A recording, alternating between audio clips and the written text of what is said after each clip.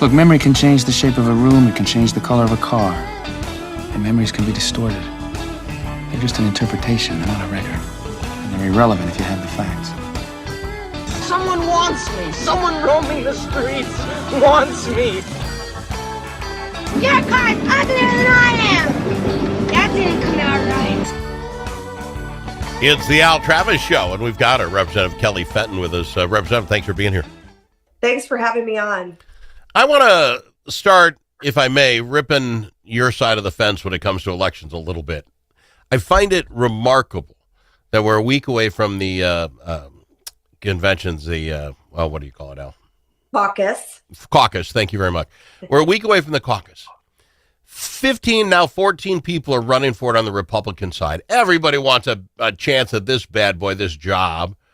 On the other side, everyone waited for Walz, right? Remember back, it was Walz going to go for a third term. Is he not? What's he going to do? And he gets in, Everybody funnels down where they're going to go. He then pulls out, and everyone says it's Senator Amy Klobuchar to have. She waits, and she waits. They all thought it'd take 1 week. We're 3 weeks later now, 1 week from caucus. She has yet to put her name in that hat. If you sit here today, 15 Republicans want it, no Democrats. Now, she's going to get in. And I get she's playing, what's the best day for me to get the best press? Okay. But what kills me about it is when you look at Minnesotans and Republicans haven't won a statewide race forever, maybe this idea that they command their team. You all stay away. This is Senator Klobuchar's if she wants it. Might work very well for them. Proof in the pudding, 20 years of statewide running everything. Is there a problem with the Republicans not having that kind of top-down ownership of the party? Look, Al, I've said it for a long time. Absolutely, this is a problem. And okay. I've attended a lot of because, back when I was at the party, I went to a lot of RNC meetings. And at the time, there were states that that had flipped from blue to red. And there's one thing that they all had in common. And they basically pulled all the candidates who wanted to run into the room, and they got the big donors, the leaders, and they said, it can only be one of you. Which one is it going to be? We want the one that's most electable. Mm-hmm. And they walked out of that room with that decision. And it takes patience. And the Democrats do that well, and they have great patience. I don't think Walz ever planned on running to begin with for a third term. I really don't think that he wanted it. I predicted that he wouldn't be on the ballot come November. No. But I think his plan got foiled, in the summer. And I think his plan got foiled. And they asked him just announce to give us time to figure out what our solution's going to be. And the bottom line is the Democrats have patience when it comes to this kind of thing. The other thing is look, if Amy Klobuchar doesn't necessarily need to win the endorsement of her party, Walz didn't when he first became our nominee. And so they've also figured out how to win without an endorsement and put investment into the primary. We as Republicans, kind of live by who gets that endorsement. They need to win the primary. We need to rethink that as well. Okay, and so you're basically agreeing with my premise that the difference in the way we run this, it does make a difference. Senator Klobuchar, whenever she decides to get in, will run against Trump and what's going on for the next 9 months until she finds out who she's got to run against. The Republicans will be running against each other and then have exactly 8 or 9 weeks to run against the other side. It seems like there's got to be a better way, even if you push that primary up. Let's do a primary in March. Look, when I was in the legislature, I carried the June primary bill. And you did? Okay. And I came closest than ever. I had support from both. I worked with Ken Martin and Steve Simon on it. I had their support. They were whipping their members. I and other members of the caucus were whipping our members. But the day that the bill was coming, I think we would have had the votes, but one of our members was gone. And so one of the rules of the floor is we're not going to put your bill out if we think it will fail. They don't want to ever do that to a member. Mm-hmm. I did tell the leadership at the time, you know what? I'm okay if this fails. Let's get everybody on record. Let's bring it forward. Yeah. But we went ahead and pulled the bill because we were short that one vote because somebody had emergency that came up and couldn't be there that day. So, but from June now, I am absolutely with you. When we had Sanders was retiring from the legislature, I called him and said it was right after caucus of 2016. And that was the most packed I'd ever seen caucus and people waiting in long lines. I called Sanders. I said, I have your retirement bill for you. He said, what is it? I said, presidential preference primary. And so that came and went, we got that passed. And then I said to him, dang it, the day the bill was coming to the floor, I said, oh my gosh, we missed an opportunity. He said, what was it? I said, we should have added governor, statewide and federal to that bill, which would have brought it close to March. And I think we need March. I'm absolutely on board with the March primary. Yeah, I think it gives you time to decide who you're going to go after and then go after each other more. Let me ask you this. It just seems so like a million years ago. We were going to have gun legislation. You know, after the Hoffman and the Hortman shooting, that was going to be what we're going to tackle. I mean, we even were talking a special session, for heaven's sakes, to discuss that after the shootings. That was going to be the 2026 session, in my opinion. Then that gets just wiped off the board with fraud. And now, I mean, there's fraud.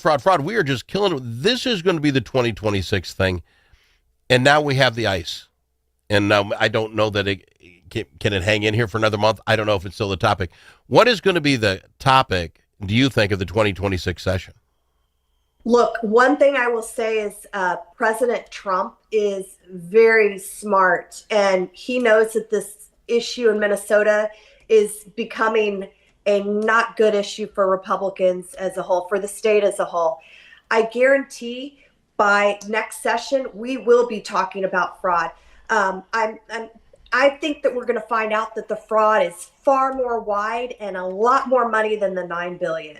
And I think that will become the topic again. The Democrats want to keep this issue, the ICE issue, in the news constantly because the moment it started to happen, we quit talking about fraud. If I were Trump, I would step back and let's step back, take a break, and let's get back to the issues that really matter. Because since the ICE agents have had their mishaps in Minnesota, we have not talked about fraud. And I'm telling you, there are things there that the public will be appalled to find out when we start talking about it again. Well, let's talk about it a little bit, because you say $9 billion. The other side said it isn't that much. Don't worry about it. Like $1 billion isn't enough to be upset about. I don't understand that logic. But that being said, we don't see much happening in the fraud world. What I mean by that, the 6 or 7 people that have been found guilty already of fraud was from 2020. That was the Feeding Our Future stuff. This is stuff. Does it honestly take 5 years to find somebody guilty of doing something like this in paperwork? We talk about, the housing fraud, kids with autism fraud. We label it, we bring it out there, we say this is going on, and yet you see no one getting arrested for it. I'm going to be honest, I think even as my conservative friends, we're upset that we just talk about it. No one's going to prison. Look, and that doesn't sit well with people. And I think we're going to find out that it is systemic. We had Thompson come in and say, just looking at it, this is a systemic issue. The state auditor had said, or the legislative office of the auditor had thoroughly gone through things and said this is an issue. He offered solutions to the governor and the administration to do things. The governor never put anything in place. The governor has patted himself on the back and taken credit for these prosecutions. Well, number one, it wasn't him. It was the federal government that made these prosecutions, okay? The next thing is we got to quit patting ourselves on the back for catching them at the end of the crime when the money has long left the country. We need policies put in place to prevent fraud. It's prevention. And the governor has done none of that. And I'm telling you, $9 billion, people, the left kind of dismisses it like $9 billion is a drop in the bucket. Guess what? We have spent our surplus, which means we need more money as a state. They're going to come to the citizens to raise their taxes. You either got to cut the budget or raise taxes. We know the Democrats don't like to cut budgets. So we're going to see our taxes go up. But here's the deal. I think when it's all said and done, when you have a systemic issue with fraud, you're going to find out 9 billion is what we know. There's probably another 10, 20 billion that have yet to be discovered. We're going to probably find out that it's far wider than we thought come this next year. Okay. And that will only infuriate me more in that, as far as I can tell so far, the folks that we entrusted with that money, the governor, the AG, the commissioners, they're all going to raise their hands and say, oops, I'm really bad at my job. Sorry about that. You can't hold me accountable because, I'm just bad at my job. It looks to me like, as far as I can tell, everyone is going to walk away from this, shake their hands off, dust them off, and say, hey, we got the money we could get, but the gig's up. And I'm going to talk to you on the other side if you're okay with it, because here's my deal. I think the paid family leave was written the way it was written so that everybody can fraud everything away from the state of Minnesota and nothing's illegal. We'll talk about it on the other side. She's Representative Kelly Fenton on the Al Travis Show. Think about it. A famous politician once said, "You're entitled to your opinion, but you are not entitled to your own facts." But in a world full of AI and fake news, where can Minnesotans find the facts? Center of the American Experiment is Minnesota's go-to source for fact-based analysis and common sense solutions for taxes, energy, public safety, and our kids' education. Visit AmericanExperiment.org for more information. Think About It is brought to you by Center of the American Experiment, Minnesota's think tank. Hey, Brian, what do you call a lobbyist with a sense of humor? Me? Close. Momentum advocacy. We help clients get real results at the Capitol with strategy, relationships, and just enough charm to make it fun. From policy wins to media spots, we've got your back. Nonprofits, businesses, coalitions, we've helped them all. And we do it with nearly 90 years of combined experience. Momentum advocacy. As always, your friends at the Capitol. Learn more about our team at momentum-advocacy.com.